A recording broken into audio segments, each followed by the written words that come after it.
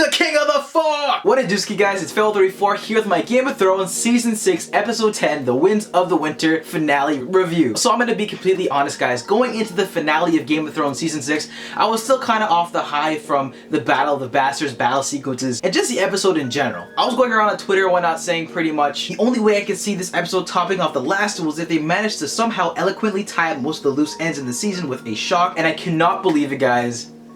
They did it. As the title suggests, guys, this is a review for the finale, so expect some spoilers if you don't want to be spoiled. Alright, so The Winds of Winter.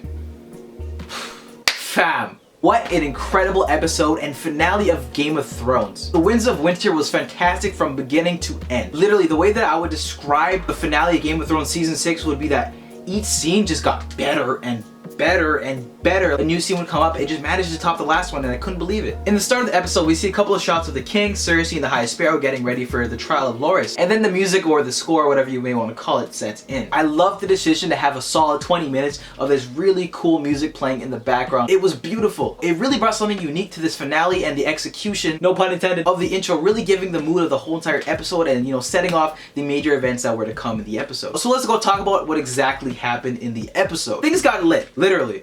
During Loras' trial, we can see that Loras has given up. He's got this new symbol on his head, all for nothing, and you can't help but feel bad for the guy. He's been tortured for however long it's been now, and I really wanted him to come out of the situation, but alas, I guess he'll just be Iron Fist now because of the ending. Now, this aspect of the episode really caught me off guard. In the Battle of the Bastards, we had about like 1 or 2 big character deaths, right? That's crazy. It was a battle scene in a sense, and the lead up to it that really made the episode that much more crazy in how it was executed. Not one main character was killed off in the first couple of minutes. Maybe 2? 3? Bam! Legit, it was like 5. So many main characters were killed off, and I really couldn't believe it. I was watching it during my reaction, links down below if you want to see it. I had to have a tally just because of how many people were being killed and how high the body count was going. And in all honesty, something like this could have been in a really risky situation had it been really unnatural or just been really forced. And personally for me, it felt really natural that the way that these characters happened, and they were set up well throughout this episode and the last couple. That's why I loved it. It really made sense and made for a satisfying death for these characters and just the way to start off this finale. The writing in this episode was tight and concise. It connected loose ends in the past that paved the way for the rest of Season 7's story. There was a lot of things that I liked in this finale, and one of those things was just the way that the story was crafted. It was very well done, and they touched base on nearly everyone in the season, resolving and a majority of the issues being resolved. So let's go and talk about the person in this episode who really set things off. And of course, that is Cersei, brother lover Lannister. At this point, she's like full batshit crazy, like legit. From a couple of wicked monologues talking to the girl who tortured her, you can really see just how far Cersei has gone. And since I mentioned that scene, guys, it was so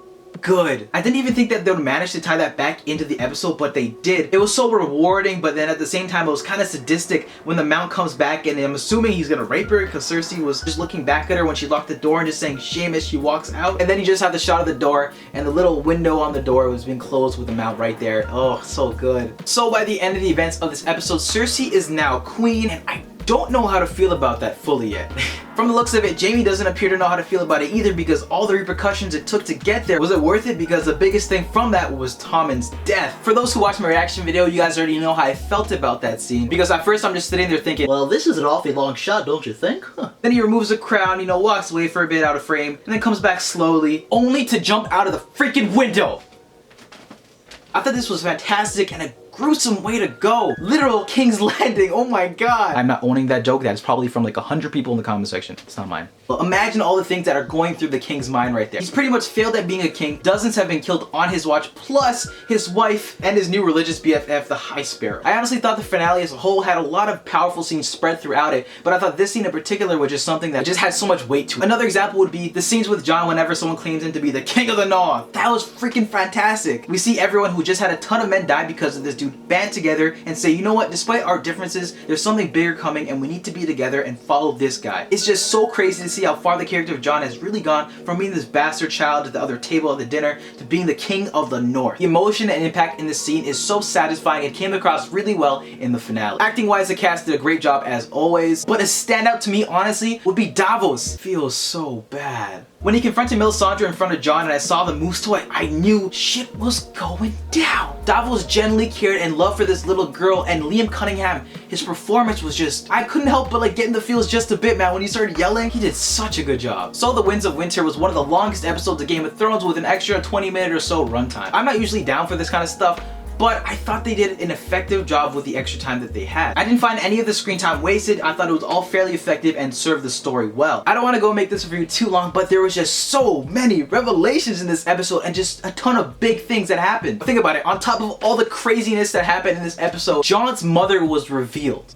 Fam. All I'm gonna say about that is the fan service and theories are so real right now. If you guys are interested, I did a little side video talking about that a little more in depth, so feel free to check it out. Links down below. The Mother of Dragons is on her way with her entire squad. Legit, she has a whole freaking like all-star starter team in the Game of Thrones universe right now. Like legit. They're rolling so deep with a ton of warships, soldiers, and dragons. On a side note, for some people who watch my reaction, they're like, why are you so shocked that they have dragons? I know she's had dragons the whole entire time, but just taking in at that moment when I saw like, pause. Just realizing and visually seeing how stacked she is with all her warships, all her soldiers, and then on top of that, which is already a giant feat in and of itself, she has freaking 3 dragons. That's not fair. I mentioned this in my reaction video. Season 7 is certainly going to be interesting. It appears they're going to deal with all the petty squabbles for the houses and the throne sooner now because of this episode and focus more on the larger threat of the White Walkers. In all honesty, guys, this was just a great episode of Game of Thrones. It had me engaged and hyped throughout the whole entire episode. And although I really did enjoy this episode, guys, I still did have a couple issues here and there, though they are minor. Is it just me, or are some people in this episode moving fairly quick? Doesn't it take weeks to get to King's Landing from Riverlands? And another thing, a couple of episodes, didn't we see that Lord Varys was leaving? Then he's back here again, but in the end he's on the ships with everyone else? Oh shit, what up? My guess is that he's like undercover?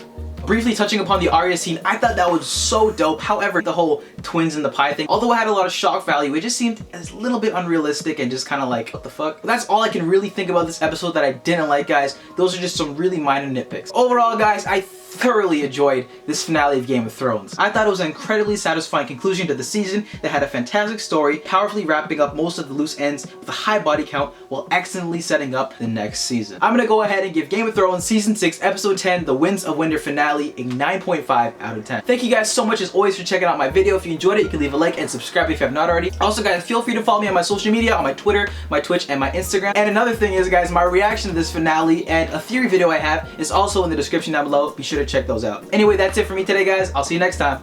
Peace.